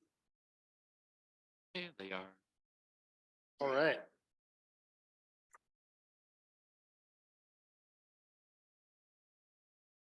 Page 1 of 22. This is general government.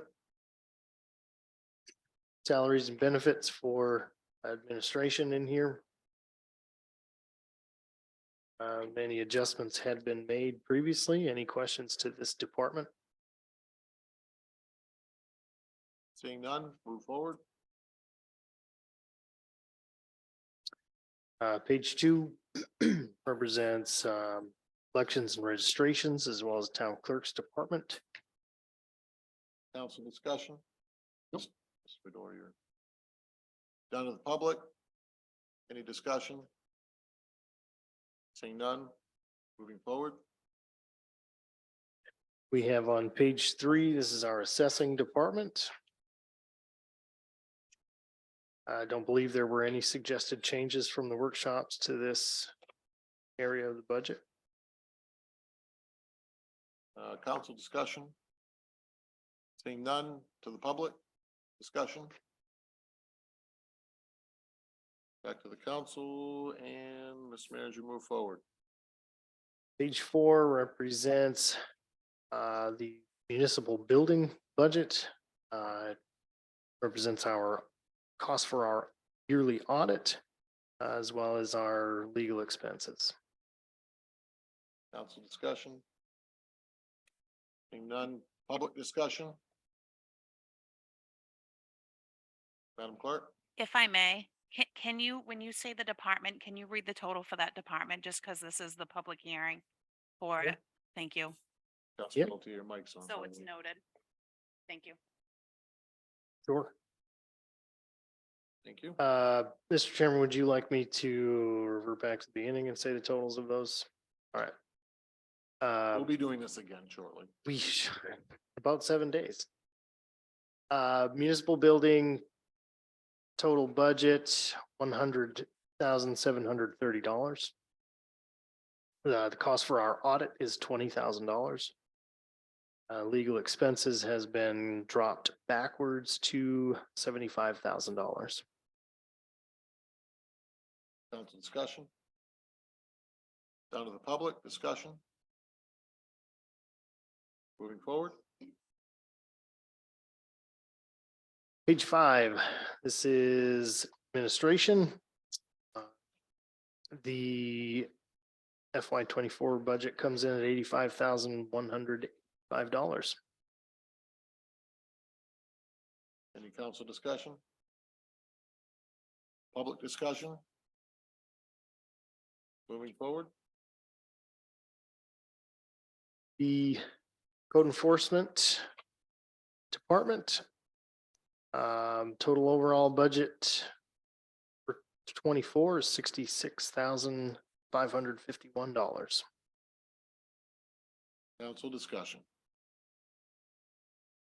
Seeing none, public discussion? Manager, move forward. Page 7 is economic development. This has a total spending FY24 of $82,480, as well as the community initiatives director department. Total spending there $88,539. Council discussion? Seeing none, down to the public. Manager, move forward. Page 8 has the American Rescue Plan Act funding. Total there is $7,288.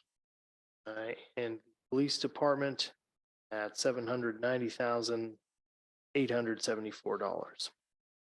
Council discussion? Seeing none, public discussion? Also seeing none, Mr. Manager, move forward. Page 9 has fire and ambulance general. That's landing at $740,710. Any council discussion? Down to the public, public discussion? Also seeing none, Mr. Manager, move forward. We're on page 10. This is fire department. expected expenses $69,117. Council discussion. Seeing none, public discussion. Also seeing none, move forward. Page 11 shows ambulance. Expenses there total $214,271. And council discussion. Seeing none, public discussion. Seeing none, Mr. Manager, move forward. Page 12 has community services. 563,000. Just a reminder, that's streetlight costs, hydrant rentals, and traffic lights. The insurances are there for $110,145. And enforcement officials, this is some stipend positions that we have and the related expenses there. That's $5,024. Council discussion. Council Higgins. Yes, Mr. Chair. I'd like to recommend on Department 213 Enforcement Officials, line 0115, the health officer. With some things that we've been looking with, there's possibility of that job growing or increasing the amount of workload. I'd like to suggest that we bump that up to and increase that to $5,000. I do support that as well. Council discussion. Everybody in favor? And down to the public. You can, I can't hear you either. They're looking to raise it from 3,000 to 5,000 on line 115, the health officer. Is there any public discussion on that? Seeing none? To the council? Are we all in favor? Or anybody opposed? Okay. Mr. Manager, you have your direction, 3,000 to 5,000 on line 115. We will make the adjustment. Thank you. Moving forward. Page 13, dog constable. Coming in at $14,970. And fringe benefits coming in at $35,355. Council discussion. Seeing none, down to the public discussion. Back to the council, Mr. Manager, move forward. Page 14. Public Works Administration. That is at $113,450. And garage maintenance for Public Works, that's at $34,000. Council discussion. Seeing none, down to the public discussion. Also seeing none, Mr. Manager, please move forward. Page 15 shows Public Works Roads and Construction. This had some adjustments from previous conversations. Total on this department now is $1,315,453. And council discussion. Seeing none, down to the public discussion. Also seeing none, Mr. Manager, move forward. Page 16 is our transfer site. Cost of operation in 24 is expected to be $470,842. Council discussion. Seeing none, on the transfer site, down to the public. Also seeing none, Mr. Manager, move on. Page 17, that has our library funding, which as decided earlier, we will increase back to 125,000. And that will be reflected at our next special hearing next week. And the debt and interest is down to $139,673. Council discussion. Seeing none, down to the public. Back to the council. Mr. Manager, move forward. Page 18.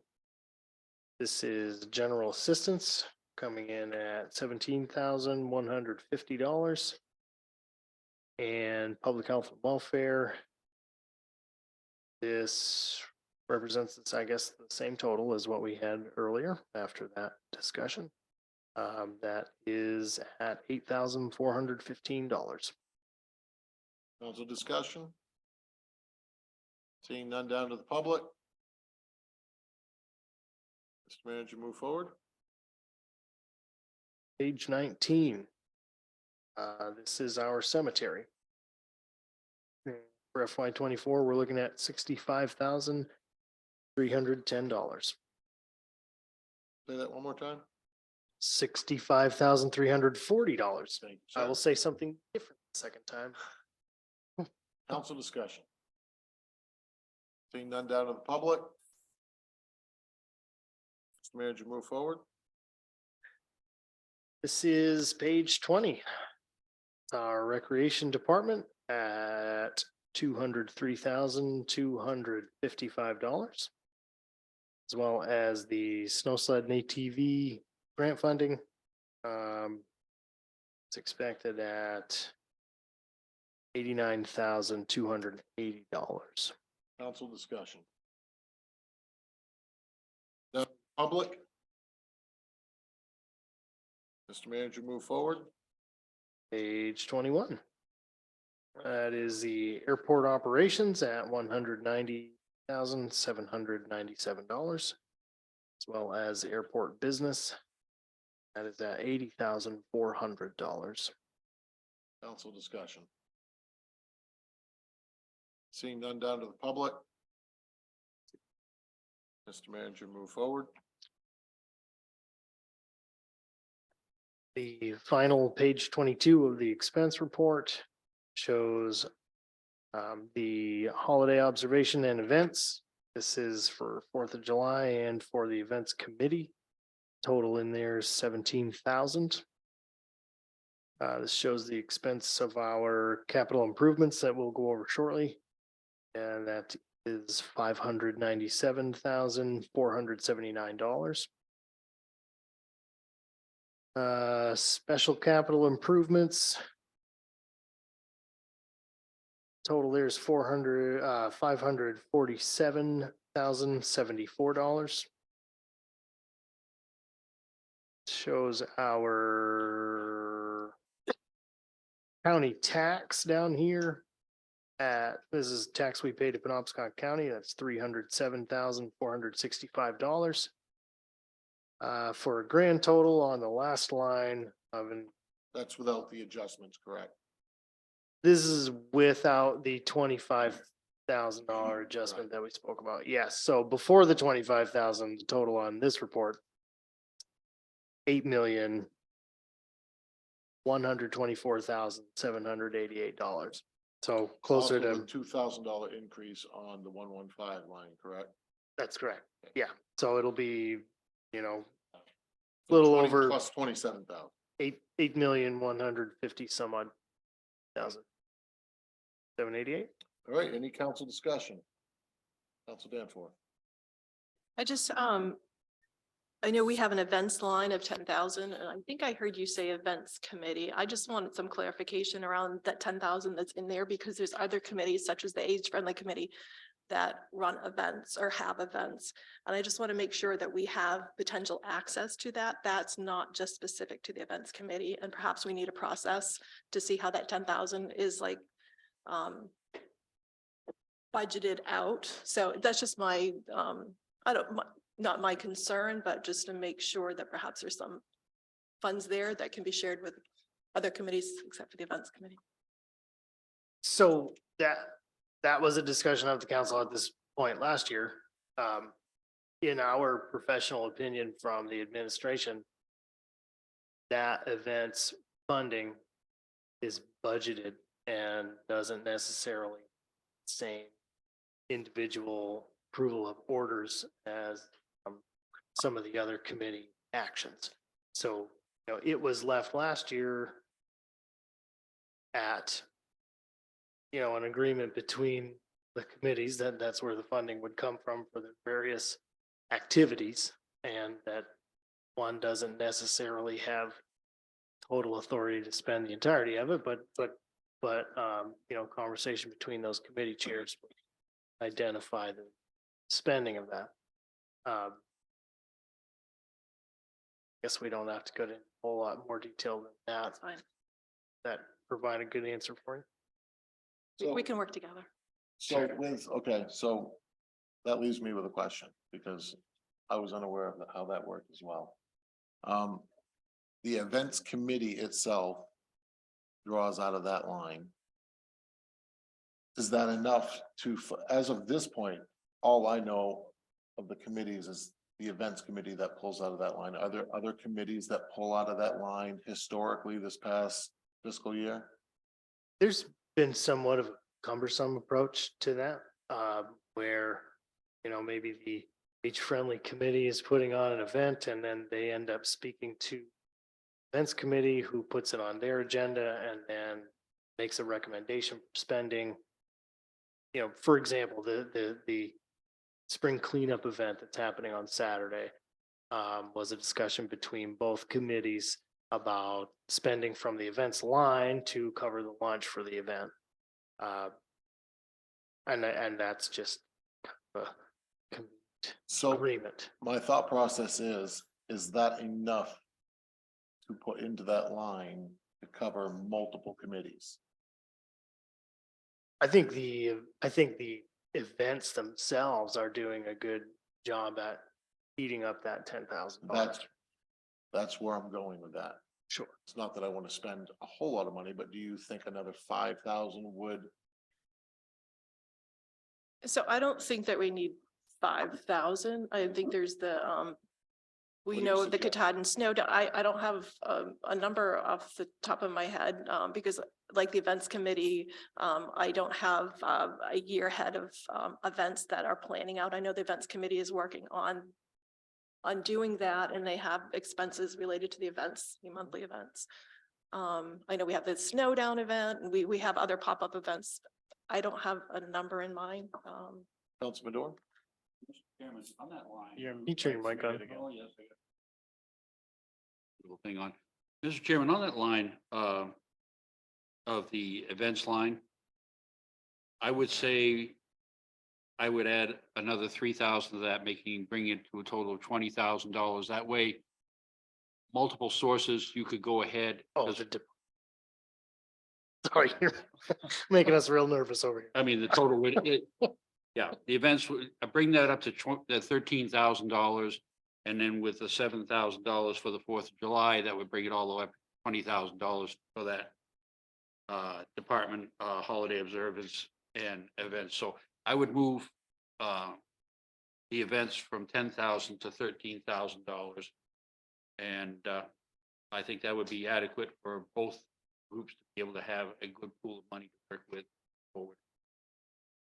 Council discussion? Seeing none, down to the public.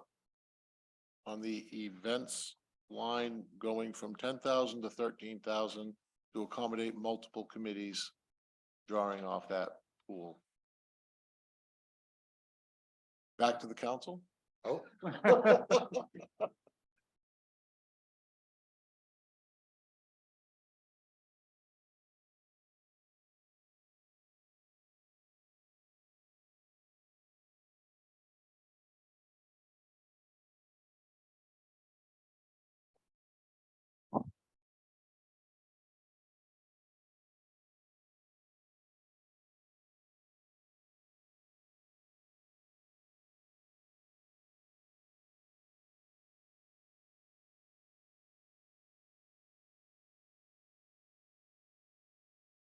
Thank you. So I have a proposition, and it's kind of, and I'm gonna phrase it in the form of a question for you and the treasurer. How difficult is it to add a line and dedicate one towards this committee and one towards that committee?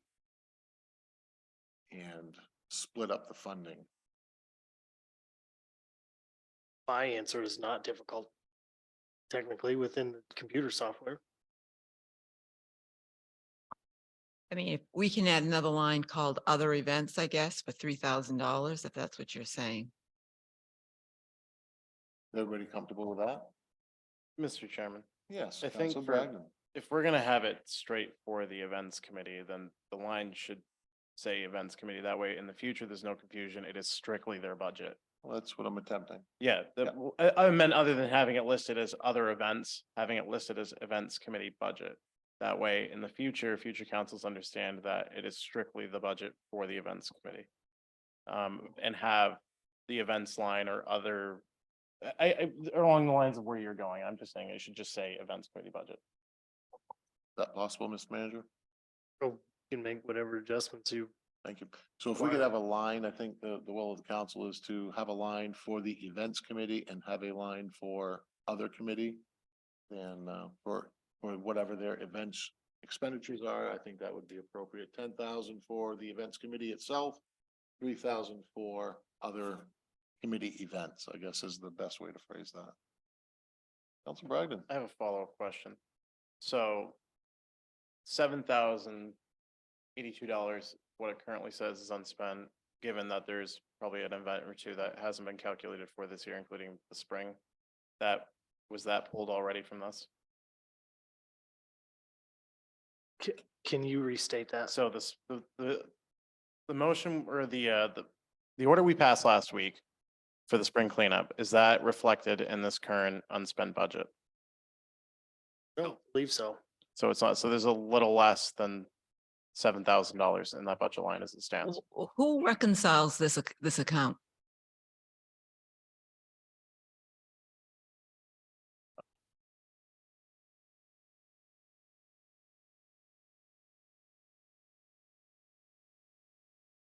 Like who puts the orders forth? Yeah. Who tracks it? Yeah, who manages it? Who, right, accounts for what you're spending that would and be what the- you plan on Yeah, spending? the committee chair. So for the events committee, it would be Amber, and for age friendly, it would be Council Danforth. In the current makeup. Currently, I mean, that's kind of a moving thing from year to year. And it's voted on in committee, correct, for those expenditures to bring forth to the council in an order.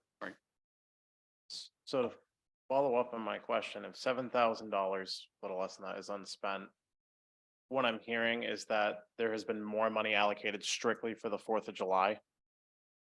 Is that the understanding that I'm getting, that the majority of that $10,000 has already been planned for just 4th of July?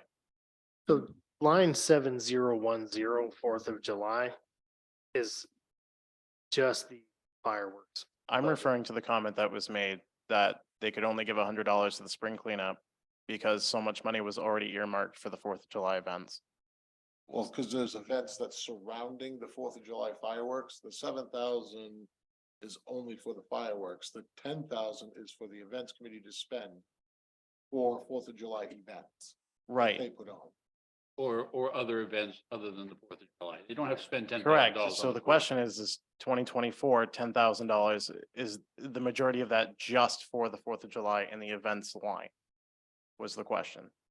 So is there going to be a need for more money on top of the $10,000? I don't, so. That's why I'm asking. Yeah, no, I don't think with the addition of another line for other committee events, I don't think you'll need to increase that 10,000. Okay. I don't believe. Tom, you're on the events committee. Do you believe so?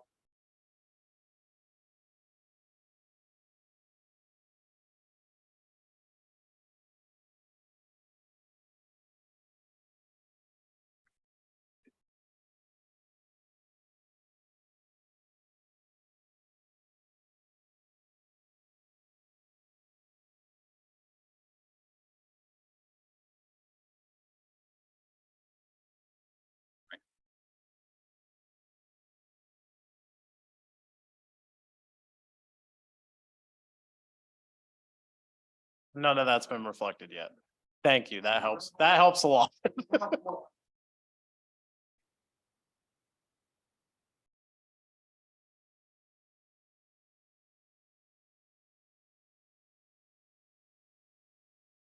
That helps tremendously. Thank you. So as a council, are we in favor of adding a line for other committee events for $3,000 and leaving that $10,000 alone Yes. on line 7012? All right. Is that fine with you? Fine with you, sir? All right. Mr. Manager, you have your direction. Absolutely.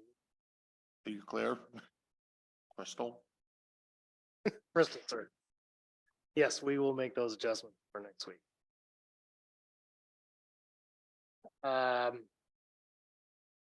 Any last questions on the expense? I think we're going to the expense side. Moving on to the revenues. Yep, we're gonna go through the capital budget now. Okay. Yeah, quick overview.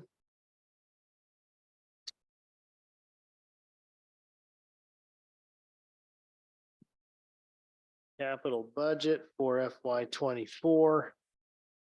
As discussed in the workshops, you'll see ambulance. We had adjusted the purchase of a new trash trailer to refurbishing one with Peltier Manufacturing locally. That dropped about $100,000 there. We have to replace the bucket van for Public Works, as well as the 2009 GMC 1-ton that we have.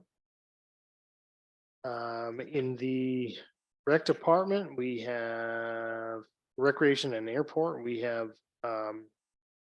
tractor accessories there. Okay, so the rec department line 35,000, that would be the representation of repavement of the basketball courts. They are in need of a replacement for their tractor. And if we move down towards the bottom, you'll see representation there of the funding associated yet again with heat pumps and the elevator, as well as the culvert replacement for a total capital budget $547,074. Questions on the Any capital? council discussion? Seeing none, down to the public. And move forward, please. All right, we're gonna go over to revenues.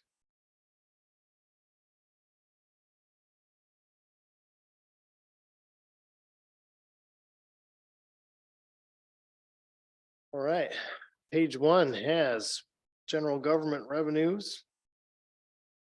$3,038,771. Elections and registrations is, excuse me, at zero. Town clerk's department is expected at $947,350. Any council discussion? Seeing none, down to the public. Manager, move forward. Page two represents the assessing revenue at $756,464. The municipal building itself, $62,740. The code enforcement department, $3,275. And then economic development at $120,815. Council discussion. Down to the public. Manager, move forward. Page three has police department at a whopping zero. Fire department at $6,500. Ambulance at $358,500. Council discussion. Gotta work on getting revenue up. Can we adjust those revenues, please, Mr. Manager? I can put whatever you'd like there. We can call them Down to the pub- anticipated. Seeing none, Mr. Manager, move forward. Page 4, assurances, 0, fringe benefits, 0. Public Works Administration, $25,250. Public Works Roads and Construction, $45,000. Transfer site, $131,900. Council discussion. Down to the public. Seeing none, Mr. Manager, move forward. Page 506. General Assistance, $12,005.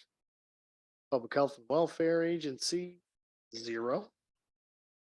Cemetery is 22,000.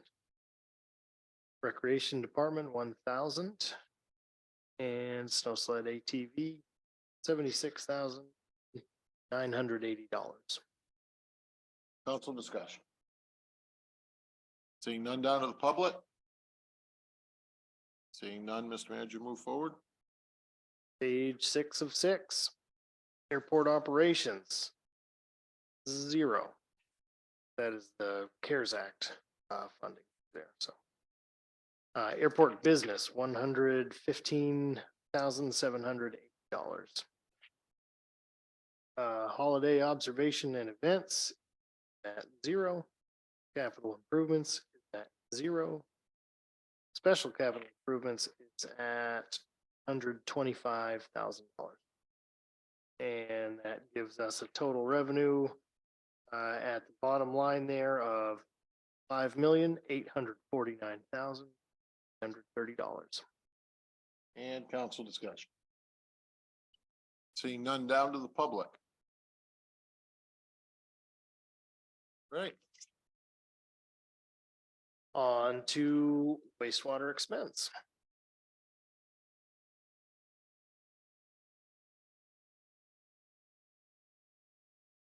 Have page 1, wastewater administration, $98,100. And wastewater protection, $29,100. Council discussion. Being none, down to the public. Mr. Manager, move forward. Page 2, wastewater operations, $375,489. And wastewater pump stations, $78,100. Council discussion. Seeing none, down to the public. Also seeing none, Mr. Manager, move forward. Page 3 of 3. Wastewater collection, $30,800. Wastewater debt service, $216,969. And wastewater capital improvement, we're looking at $913,000 in that line.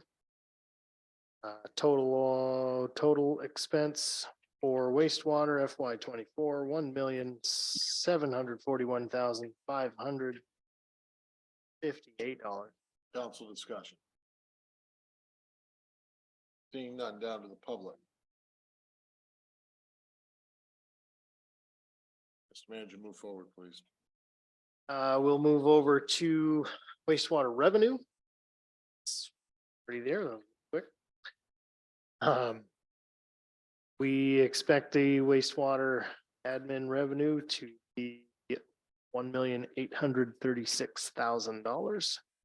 And the wastewater pump station revenue at $3,000, with total revenue for wastewater at $1,839,000. Council discussion. Seeing none, down to the public. Also seeing none. Thank you, Mr. Manager.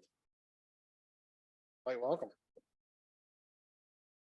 We will be sure to make the suggested, One more time.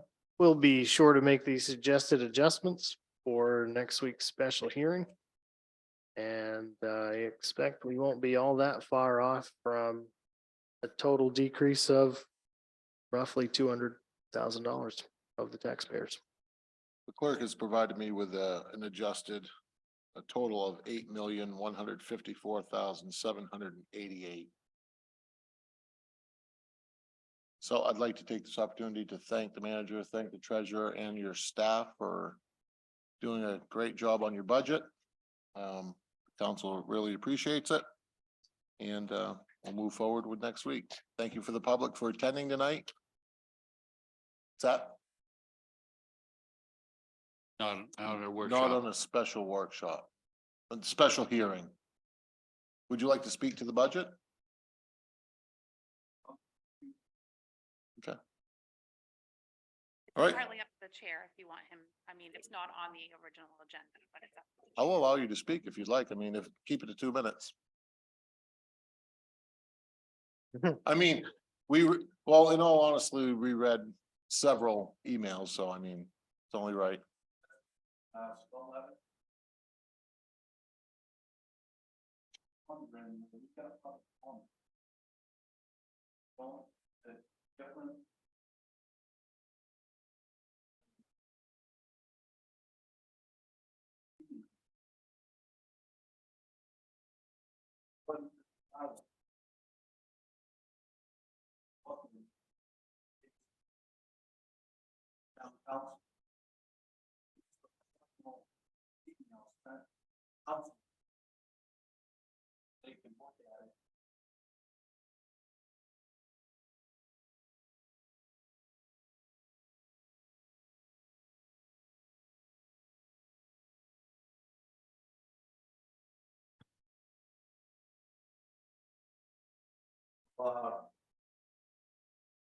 Thing I say is, been to the last 2 weeks. Went through and public things that. This should have been. Down.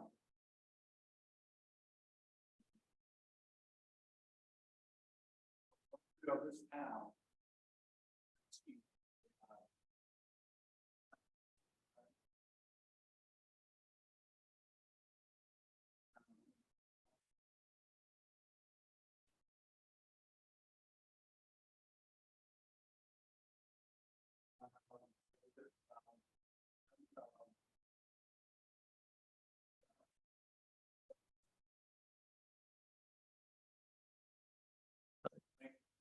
Thank you, Mr. Levitt.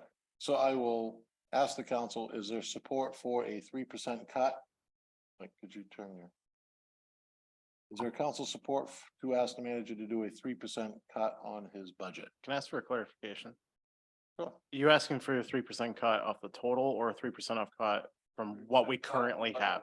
From what we currently have? Okay, Does that have council support? I'll support it, Scott. All right. So the Can I majority of just- the majority of the council has not supported a 3% budget cut. Appreciate that. I would just like to point out that we are, with the budget presented, we're asking several $100,000 less of the taxpayer than in previous years. In this presentation tonight, it was $200,000 less to the taxpayers of Millinocket than it had been in the past. With the slight adjustments, that'll be reflected next week. Just wanted to make sure that was clear. Thank you. Thank you again, Mr. Manager, for all you and your staff's hard work at keeping the budget. And with that, we are going to look for a motion to adjourn. so moved. Motion made by Counselor Bragdon, seconded by Counselor Pelletier. Let's go to a vote. All those in favor? 6-0. We are now adjourned.